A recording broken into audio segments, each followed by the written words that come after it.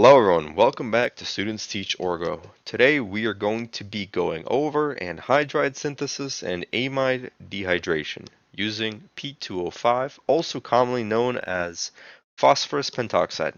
Let's begin. So we can form anhydrides using two carboxylic acids. Basically this is a dehydration reaction.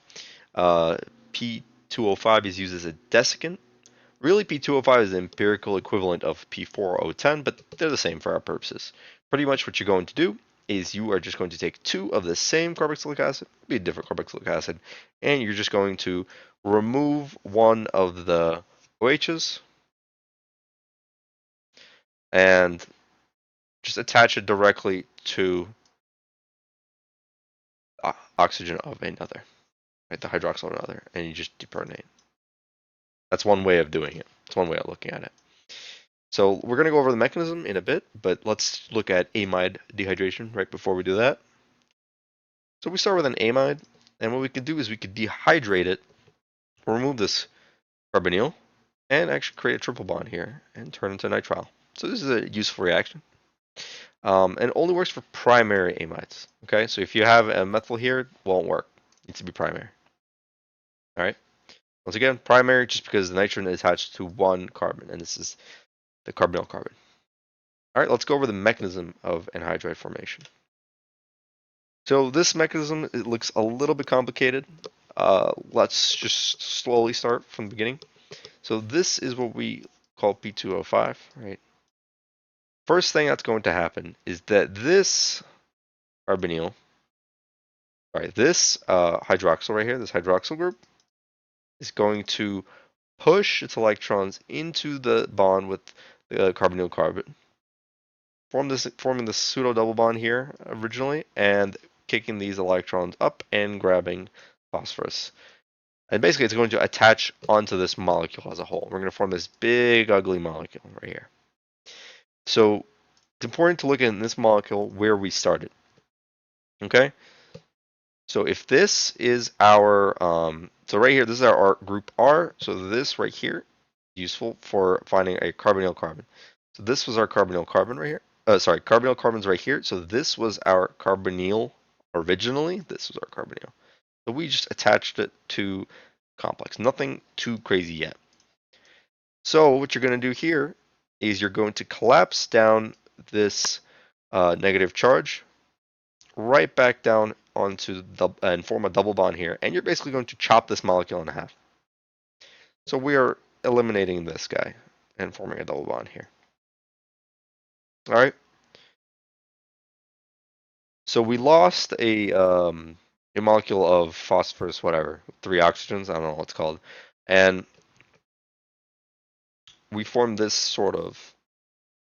Still, this phosphate group exists here, but you have just the phosphate group and originally what we started, and you're going to get another mole of the original carboxylic acid that's going to come and do the exact same thing, but instead of attacking the phosphorus, it's going to attack this carbon right here, which is slightly electrophilic, and kicking back these electrons back onto that hydroxyl, forming this complex here. As you can see, we're almost there. We have this carbon oxygen carbon bond, and all we need to do now is just kick out this group once more. And we do that exactly using this hydroxyl here. So we use the hydroxyl, kick it out, and at the same time I can deprotonate up here just so I don't have to do another step. And finally, you just have to deprotonate this oxygen to form the final product of this anhydride. It's not too complicated overall. Basically, you're just going to be, the hydroxyl helps that carbonyl carbon attach to the phosphorus, right? Once it's on the phosphorus, it splits, kicks off this group here. And then once again, you have the same thing, but instead of attacking the phosphorus, it attacks this carbon. And then you get this split. Once you get this group splits off, this phosphate group splits off, and you get your anhydride. All right. Hopefully that makes sense.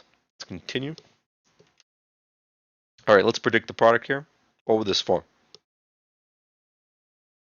Well, this is what this would form. The easiest way of doing this pretty much is you're just going to eliminate one of the hydroxyl groups, and you're just going to attach directly to carbonyl carbon.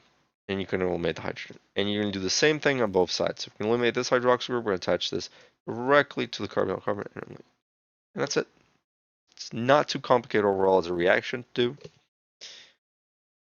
Predict the product here.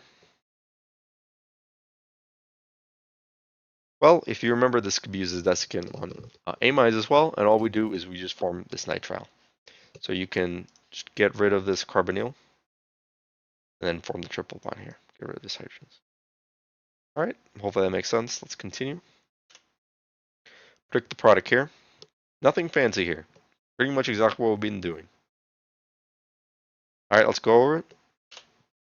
We're going to form two nitriles on both sides of the benzene. So remember, this is still a primary